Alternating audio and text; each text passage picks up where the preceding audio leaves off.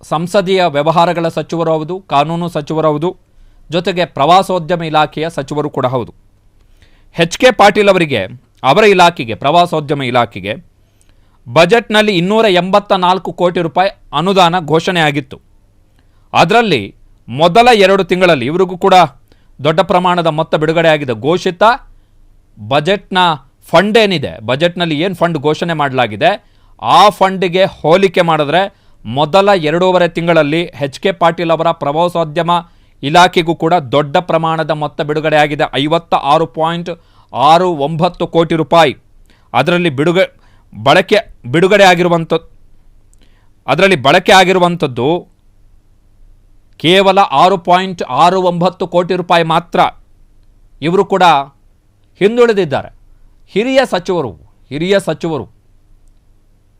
ಹಂಗೆ ನೋಡೋಕ್ಕೋದ್ರೆ ಇಲಾಖೆಯಲ್ಲಿ ಹಿಡಿತ ಇರಬಲ್ಲ ಸಚಿವರು. ಆದರೆ ಯಾಕೆ ಇವರ ಇಲಾಖೆಯಲ್ಲೂ ಕೂಡ ಇವರು ಬೇರೆಯವರಿಗೆ ಮಾದರಿ ಆಗಬೇಕಿತ್ತು ಫಂಡ್ ಬಳಕೆಯ ವಿಚಾರದಲ್ಲಿ? ಕಾರಣ ಹಿರಿಯ ಸಚಿವರು, ದೊಡ್ಡ ರಾಜಕೀಯ ಹಿನ್ನೆಲೆ ಇರತಕ್ಕಂತಹ ಸಚಿವರು. ಅಂಥದ್ರಲ್ಲಿ ಇವರ ಇಲಾಖೆಯಲ್ಲಿ ಬಿಡುಗಡೆ ಆಗಿರುವಂತಹ ಫಂಡನ್ನೇ ಪೂರ್ಣ ಪ್ರಮಾಣದಲ್ಲಿ ಬಳಕೆ ಮಾಡಿಕೊಳ್ಳೋಕ್ಕಾಗ್ತಾ ಇಲ್ಲ. ಅದು ಕೂಡ ಪ್ರವಾಸೋದ್ಯಮ ಇಲಾಖೆ.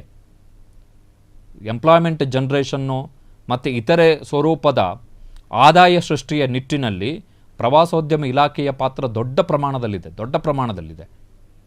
ಸೊ ಈ ಫಂಡ್ ಬಳಕೆಯ ಲೆಕ್ಕಾಚಾರವನ್ನು ನೋಡಿದ್ರೆ ನಮಗೆ ಆ ಕ್ಷೇತ್ರದ ಪ್ರವಾಸೋದ್ಯಮ ಕ್ಷೇತ್ರ ಏನಿದೆ, ಅದರ ಸಾಮರ್ಥ್ಯ ಶಕ್ತಿ ಏನಿದೆ, ಅದನ್ನು ಪೂರ್ಣ ಪ್ರಮಾಣದಲ್ಲಿ ಬಳಕೆ ಮಾಡಿಕೊಳ್ಳುವಂಥ ಇಚ್ಛಾಶಕ್ತಿ ಇಲ್ಲ ಎನ್ನುವಂಥದ್ದು ಸ್ಪಷ್ಟವಾಗಿ ಕಾಣುತ್ತೆ ದುಡ್ಡು ಬಿಡುಗಡೆ ಆಗಿರೋದ್ರಲ್ಲಿ. ಸೊ ಈ ಲೆಕ್ಕಾಚಾರವನ್ನು ನೋಡಿದ್ರೆ ಎಚ್.ಕೆ. ಪಾಟೀಲ್ ಅವರ ಇಲಾಖೆಗೆ ಏನು ಬಜೆಟ್ನಲ್ಲಿ ಫಂಡನ್ನು ಘೋಷಣೆ ಮಾಡಲಾಗಿತ್ತು ಅದರಲ್ಲಿ ಬಳಕೆ ಆಗಿರುವಂಥದ್ದು ಕೇವಲ 2.35% ಮಾತ್ರ. ಬಟ್ ಅನುದಾನದ ವಿಚಾರಕ್ಕೆ ಬಂದರೆ ಇವರಿಗೂ ಕೂಡ 25% ಅನುದಾನ ಬಿಡುಗಡೆ ಆಗಿದೆ. ಸೊ ಬಟ್ ಬಳಕೆ ಆಗಿಲ್ಲ. ಅದು ಸಚಿವರ ವೈಫಲ್ಯದ ಸಂಕೇತ ಅಷ್ಟೇ. ಸಚಿವರು ಆ ಫಂಡನ್ನು ಪ್ರಾಮಾಣಿಕವಾಗಿ ಬಳಸ್ಕೊಳ್ಳಿಕ್ಕೆ ಪ್ರಯತ್ನವನ್ನು ಪಡ್ತಾ ಇಲ್ಲ ಅಂತೇಳಿ. ಸೊ ಈಗ ಶಾಸಕರು ಸಿಡಿದೇಳುವಂಥದ್ದು ಇದಕ್ಕೆ. ಫಂಡ್ ಬಿಡುಗಡೆ ಆಗಿರುತ್ತೆ, ಬಜೆಟ್ನಲ್ಲಿ ಯೋಜನೆಗಳು ಘೋಷಣೆ ಆಗಿರ್ತವೆ, ಬಜೆಟ್ ಅವಧಿ ಆರಂಭ ಆಗಿ 2.5-3 ತಿಂಗಳಾಗ್ತಾ ಬಂತು, ಕ್ಷೇತ್ರಗಳಿಗೆ ಅನುದಾನ ಬರಬೇಕು, ಅದನ್ನು ಯಾರ ಮುಖಾಂತರ? ಸಂಬಂಧಪಟ್ಟ ಇಲಾಖೆಗಳ ಮುಖಾಂತರವೇ ಅನುದಾನಗಳು ಹೋಗಬೇಕು. ಶಾಸಕರಿಗೆ ಅವರ ಕ್ಷೇತ್ರ ಪ್ರದೇಶಾಭಿವೃದ್ಧಿ ನಿಧಿ ಬೇರೆ, ಇಲಾಖೆಗಳಿಗೆ ಸಂಬಂಧಪಟ್ಟ ಹಾಗೆ ಘೋಷಣೆಯಾದಂಥ ಅನುದಾನಗಳು ಸಂಬಂಧಪಟ್ಟಂಥ ಕ್ಷೇತ್ರಗಳಿಗೆ ಇಲಾಖೆಗಳ ಮುಖಾಂತರ ಹೋಗಬೇಕು. ಅದಕ್ಕೆ ಪರ್ಮಿಷನ್ ಕೊಡಬೇಕಲ್ಲ, ಇವರೇ ಸಚಿವರೇ ಕೊಡಬೇಕಾಗಿರುವಂಥದ್ದು.